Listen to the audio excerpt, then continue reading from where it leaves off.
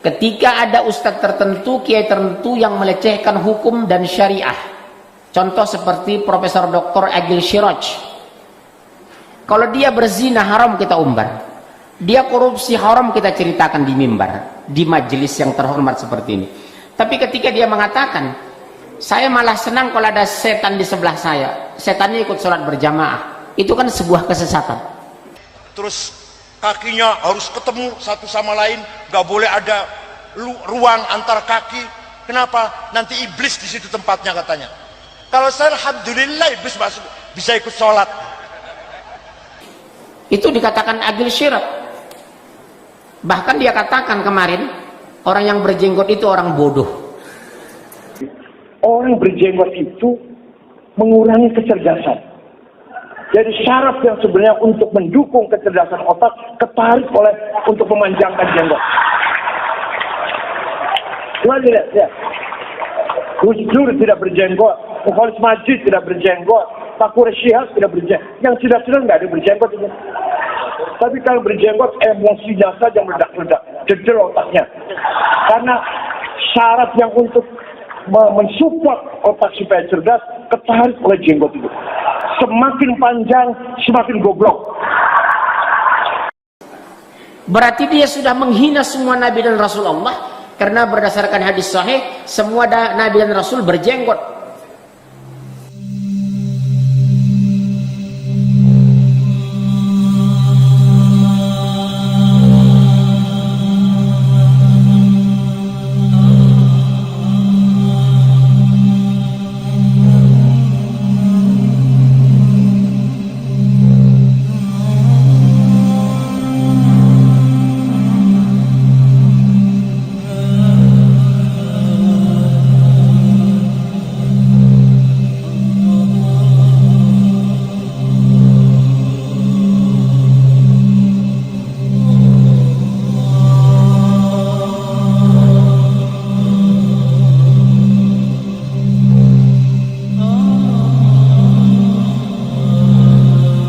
Nauzubillah ini Pak. Rasul nyuruh lurus dan rapatkan shaf. Karena lurus dan rapat shaf bagian dari kesempurnaan sholat. Karena kalau kerenggang setan masuk. Dia bilang, syukur setan masuk ikut sholat jamaah katanya. Ini profesor Pak, pakar Quran ini. Ini boleh kita umbar namanya agar orang menjauhinya. Mengabaikan fatwanya. Tidak membaca tulisannya. Menghinakan dia. Jadi kita boleh menghina orang kalau dia menghina agama. Melecehkan syariah. Rasulullah pernah Pak, lihat di hadis sahih Muslim ini. Ketika ada seorang melecehkan Islam di mimbar Pak, ketika beliau hadir, sengaja dipermalukan Rasulullah. Anu bin Fulan, antum berdiri. Sudah orang melihat ke dia, wallahi antum munafik. Dipermalukan sama Rasulullah. Jadi makanya orang-orang jili itu namanya saya sebut. Orang mengatakan nggak boleh menyebut nama. Allah menyebut Firaun dalam Al-Quran, menyebut Qarun, menyebut Namrud, betul kan Pak? Kalau dia merusak agama, buka Al-Quran, surat 4 115. Mana yang muda-muda ini? Subhanallah, lari semua ini. Bapak lihat Al-Quran 4 115. 4 115, An-Nisa 115, langsung terjemahan. Saya buktikan Pak ini. 4 115. Ya. Dan barang siapa menentang Rasul Muhammad setelah jelas kebenaran baginya. Barang siapa yang menyimpang dari agama Allah dan Rasul setelah jelas kebenaran baginya, kuliahnya digontor, pesantrennya ditebu ireng, akidahnya benar, tapi apa kata Allah Pak? Terus. Dan mengikuti jalan yang bukan jalan orang-orang mukmin. Termasuk Agil Siraj itu bukan jalan orang mukmin, bukan jalan Rasul, bukan ucapan orang-orang soleh.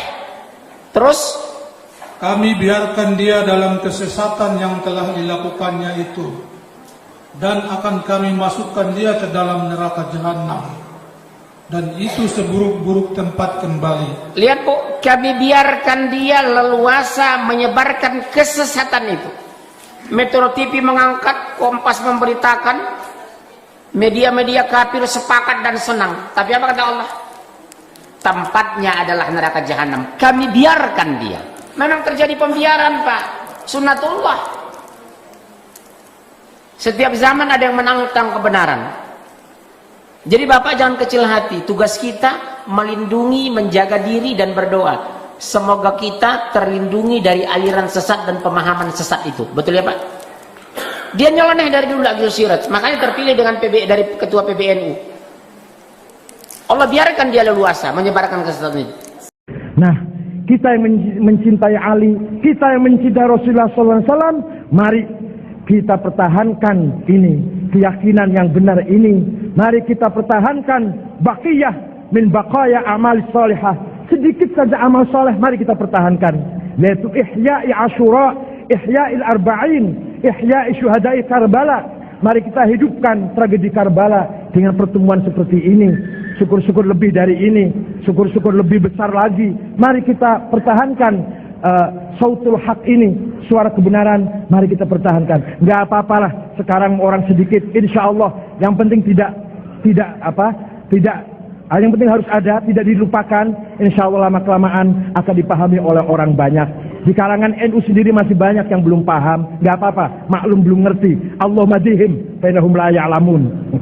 Berilah kepengertian kepada orang-orang yang belum paham dengan peringatan Asyura, peringatan Arba'in. Ya Allah, berilah petunjuk kepada umat Islam, warga Nabiyin, pesantren-pesantren yang belum mengerti tentang apa itu Yaum Asyura, apa itu Yaum Arba'in. Maafkan mereka ya Pak ya, karena mereka itu fa'innahum la ya'lamun, karena belum mengerti. Ini sisi positifnya Syiah, sisi positifnya Iran. Adapun beda dengan kita ya, tapi ada positifnya. Sekarang satu negara yang bisa memproduksi uranium menjadi tenaga nuklir. Nah, kalau kita kan masih memproduksi mandoan, keripik tempe. Iran sudah memproduksi uranium. Masalah Syiah bunuh orang, Ahli Sunnah juga bunuh orang banyak. Itu masalah pribadi, kelakuan pribadi. Bukan karena Syiahnya kemudian bunuh orang. Yang Ahli Sunnah bunuh orang juga ya. Yang setiap hari carok juga banyak Ahli Sunnah semua. Enggak masalah kelakuan, bukan masalah mazhab lah. Ya Ahli Sunnah korupsi ya banyak. Ikhwah, ini bukan baru terjadi ya. Bukan baru terjadi. Tuduhan pada Salafiyah, Wahabiyah dan lain-lain adalah tuduhan kepada dakwah, tauhid dan sunnah. Bukan baru terjadi zaman ini, dari zaman dulu terjadi. Mereka yang menyerukan kepada kemurnian tauhid, kemudian sunnah, pastilah dicela dan dituduh dengan nama Wahabiyah. Ntar kalau kita lagi mengingkari pemberontakan dan celaan kepada penguasa, kita seru kepada sabar, dengar, taati penguasa, kita dibilang penjilat penguasa. Wahabi penjilat penguasa, antek-antek aparat. Ya salah. Tapi giliran ada terorisme, dibilang Salafi Wahabi bawa teroris. Jadi yang benar yang mana nih? Kita teroris apa penjilat nih? Maksudnya, kok conclusionnya kontradiksi 180 derajat? Karena nggak mungkin penjilat neror, nggak mungkin. Iya. Waktu kita mengingkari pemberontakan, mengingkari kerusuhan dan lain-lain, itu habis kan dikatanya apa? Dituduhnya apa? Penjilat, ya Sam, dibagi berapa ya sama Jokowi? Begitu habis. Habis kita habis. Habis. Sekarang giliran terjadi terorisme, dibilang Salafi juga yang ngajarin. Wah, lu bagaimana? Jadi Salafi ini penjilat pemerintah? Apa teroris? Yang benar yang mana nih? Ngaco nggak mindset? Dan kemudian ini pendapat dari seorang tokoh ya Allah. Dan ini kita sayangkan ya. Ini nggak mewakili. Yani banyak unsur-unsur di bawahnya tidak terwakili oleh pendapatnya. Banyak yang kecewa. Anda yakin kita berhusnuzon kepada kelompok itu. Banyak yang kecewa dari pendapat-pendapat nih tokoh ketuanya ya. Allah yahdi, semoga Allah. Ya, Anda yakin orang-orang yang masih berakal sehat dari kelompok itu dan dari ormas itu malu akan ketuanya ini, malu. Kalau akalnya masih sehat ya. Kalau akalnya masih. Dan Anda yakin Anda husnuzon. Banyak orang-orang yang berakal sehat di barisan itu. Dan malu dengan sikap ketuanya ini. Kecewa dengan sikap ketuanya. Anda yakin? Itu nggak mewakili. Bukan pendapat seorang tokoh yang negarawan yang baik. Enggak. Ya. Ini pendapat seorang politikus culas saja yang suka curi-curi kesempatan. Kayak berubah. Ya, pas lagi kejadian begini, kebenaran, sikat dia salafi. Pas kejadian begini, sikat salafi. Ini berangkat dari kelemahannya dan keputusasaannya menghadapi dakwah salafiyah. Nggak bisa lagi membantah dengan dalil, mati. Oke? Dan kemudian para pengikutnya pun lama-lama ikut ke dakwah salaf. Dakwah salaf terus berkembang dan berkembang, nambah banyak. Nambah ditekan, nambah banyak pengikutnya. Demikian dakwah yang hak sejak zaman Rasul sallallahu alaihi wasallam. Diazab kaum muslimin di Mekah 13 tahun, apa berkurang pengikutnya? Enggak, nambah banyak. Demikian yang terjadi di negeri ini. Dakwah salaf berkembang. Nah, yang masuk mengikuti dakwah salafiyah ini dari mana? Dari kelompok mereka juga. Ini udah puyeng, kebakaran jenggot, putus asa, nggak punya lagi dalil ilmiah. Apa aja dilempar-lemparin. Ini lucu ini pendapat, lucu.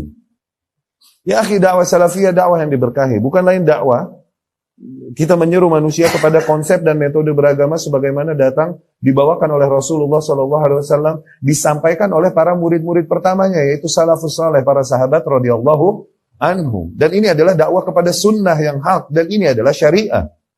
As-sunnatu hiya syariah wa syariatu hiya sunnah, seperti kata Imam Barbahari rahimahullah. Sunnah adalah syariah, sunnah ini adalah syariah secara keseluruhan. Syariah ini adalah sunnah secara keseluruhan. Maka mencela dakwah sunnah, mencela dakwah salafiyah, hakikatnya mencela syariah itu. Berangkat dari kebenciannya kepada sunnah Rasul sallallahu alaihi wasallam itu. Tidak akan perkataan demikian diucapkan oleh seseorang yang masih ta'zim, mengagungkan Rasulullah dan para sahabat radhiyallahu anhum, mikir-mikir untuk sampai kepada ucapan demikian. Mikir-mikir.